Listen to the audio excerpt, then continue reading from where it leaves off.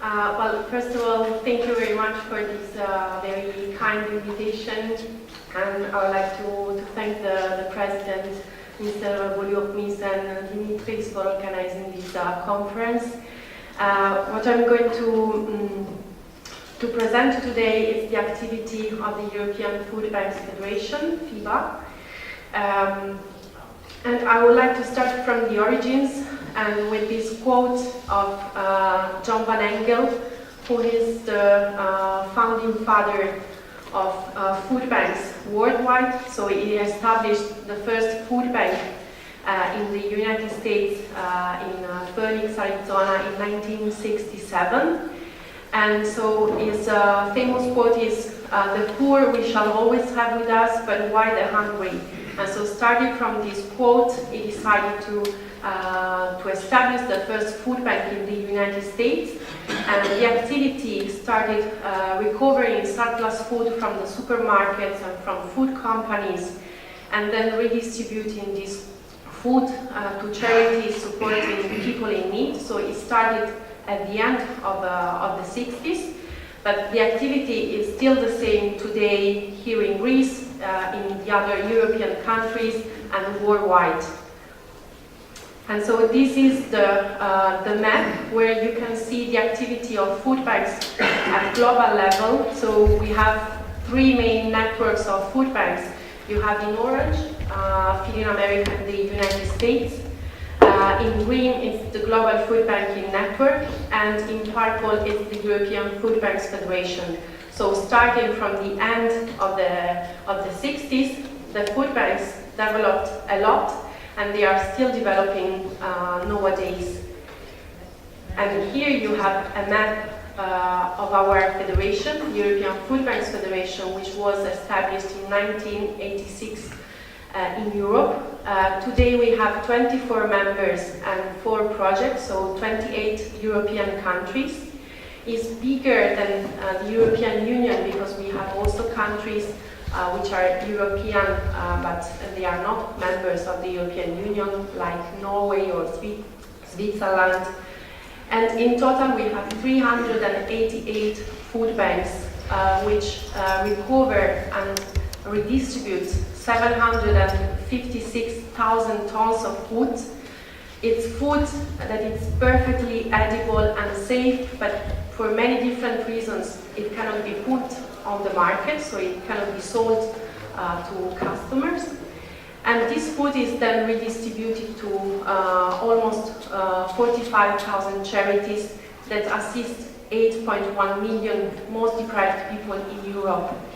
And this activity is possible thanks to the collaboration of 23,500 co-workers, and most of them, 88% of them, are volunteers. So it's not only a donation of food, but it's also a donation of time and resources. So our mission as European Food Banks Federation, I'll say it's quite simple. So the mission is to reduce hunger and malnutrition by redistributing surplus food to the most deprived in Europe. And we have 3 main activities. So the first one is to represent our membership at European and international level. We work a lot with the European institutions in Brussels, with the European Commission, the Parliament. We also support and strengthen our members, our food banks, providing trainings or sharing knowledge and best practices from one country to another one, and also developing partnership with corporates, food or non-food corporates. And we also support and foster the creation of food banks where they are needed, so in the countries where there's a big need. It's a growing network because when we started in 1986 in Europe, we had only 2 food banks. There was a food bank in Paris and a food bank in Brussels. And now we have almost 400 food banks. And it's a network which is growing day by day. So last year we admitted new members like Germany, and also we admitted a new member in Ireland, And we expanded our network also in Norway, where we created a federation of food banks. So food banks try to answer to this question: is it possible to recover surplus food to reduce food insecurity? We try to answer every day. It's a contribution, so we are not the solution to the problem of food waste and to the problem of food insecurity in Europe, but every day the food banks give a contribution to both of these problems. And it's a concrete contribution, it's a concrete aid every day. And it's food waste and food poverty are two big issues at European level, and here I put a quote from the European Commissioner Andriukaitis, who is in charge of food waste. And so at European level we have 88 million tons of food which is wasted every year, and at the same time 7.5% of European population suffers material deprivation. So, for example, they cannot afford a decent meal every second day. The European Union is a very hot topic, food waste at European level, and the European Commission is pushing a lot to find new solutions. And so the first activity that was carried out by the European Commission was a communication in 2015 about circular economy. So it's a totally new approach. So the idea is that we should use resources and materials as long as possible, to reuse them in order to minimize and to reduce waste as much as possible. And another element very important of this communication is that for the first time there's a clear reference to food waste. And in addition to this, the Commission says that food waste not only has environmental impacts or impacts on the economy or financial losses, but there's also a clear the Commission highlights the importance of food waste and the importance to prevent food waste in order to facilitate the donation of food that is still edible but that for logistic or marketing reasons cannot be commercialized. And so this food donation should be facilitated as much as possible. As a consequence of this communication, the European Commission also published what we call the food and drink hierarchy, saying that there are some priorities. The first priority is to prevent food waste, so we shouldn't create food waste. So we should make the companies, food industries, as efficient as possible in order to prevent the creation of food waste. But when this is not possible, and so when we have the creation of surplus food, we should redistribute surplus food for human consumption, because food is produced for human consumption, and so we should keep it in the and we should use it for human consumption as much as possible. Then, if it's not possible to use food for human consumption, we should redirect food for animal feeding, for example, or for generating energy, compost, and as the last option, it should be put in the landfill.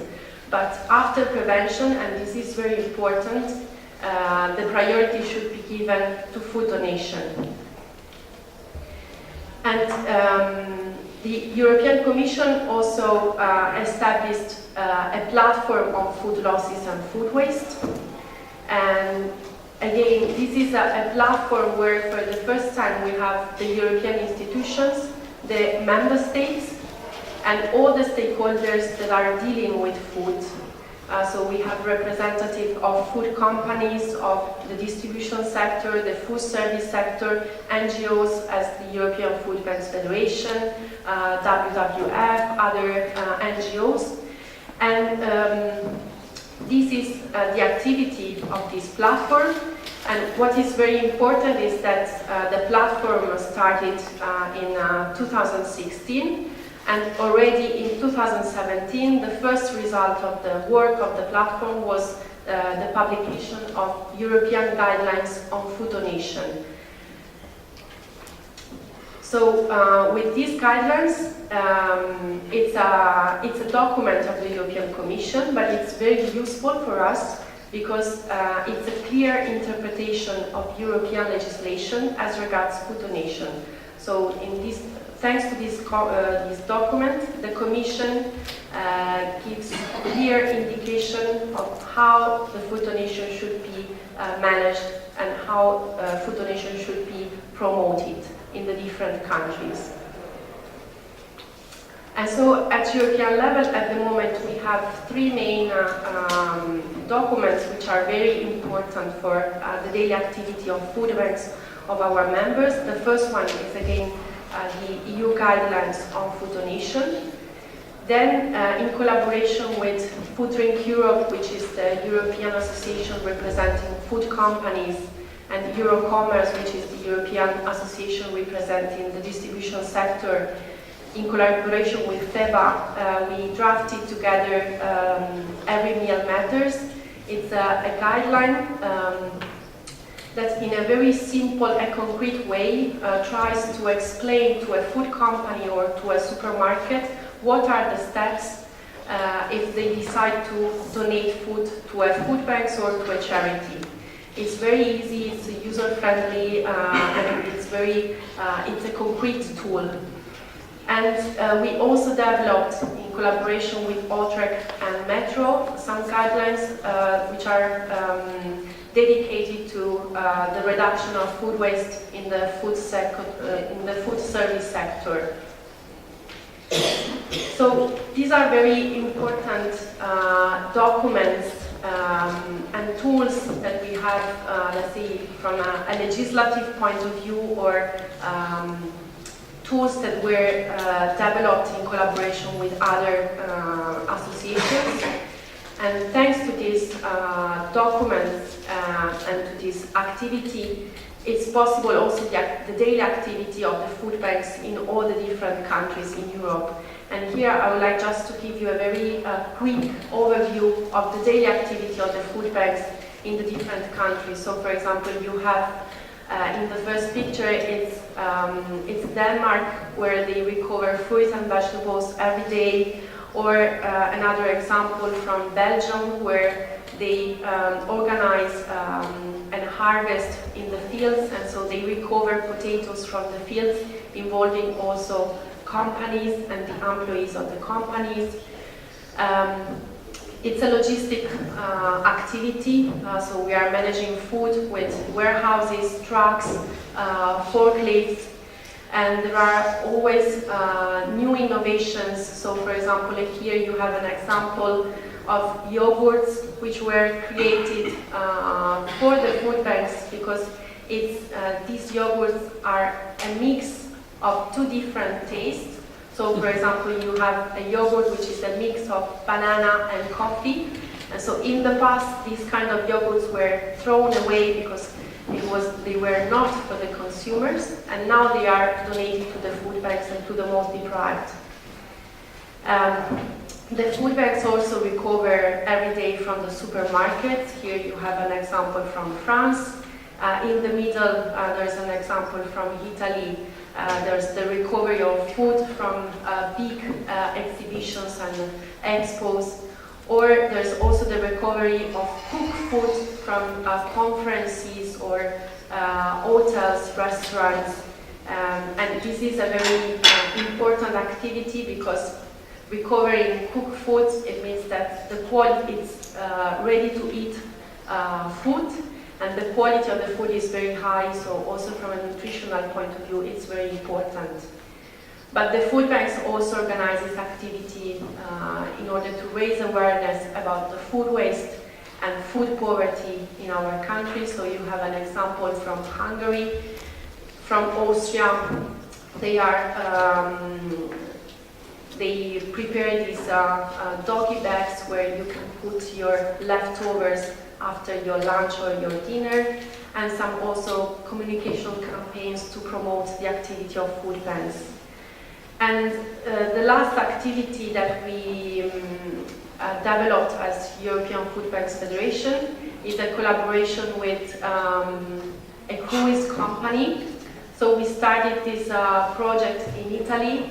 So every time that the cruise arrive in a harbor, the volunteers of the food bank go to the cruise and they recover the meals, the leftovers from the previous day, and then the meals are directly redistributed to a charity for the people in need. So we started this project, which is amazing because, again, the quality of the foods is very good. We started the project in Italy, but then we developed it in France and also in Spain, and well, one of the next countries should be also Greece and Athens in particular. So just to close, I would like to say that the activity of food banks is much more than food, so it's not just food.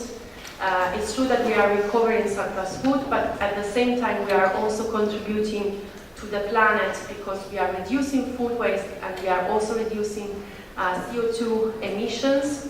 We are contributing to the improvement of the food supply chain. We are giving a contribution to the community, strengthening social cohesion and also involving people in activity as volunteers. We are contributing to the daily work of charities because giving food to charities, it means that they can concentrate on their core activity, so supporting people in need.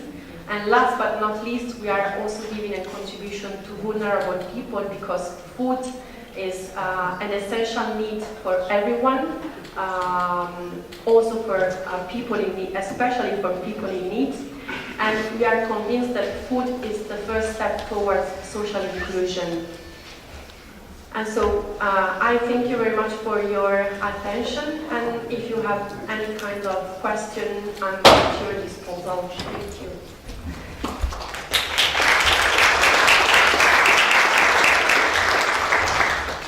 Ευχαριστούμε την κυρία Frigo για την πολύ αναλυτική παρουσίαση.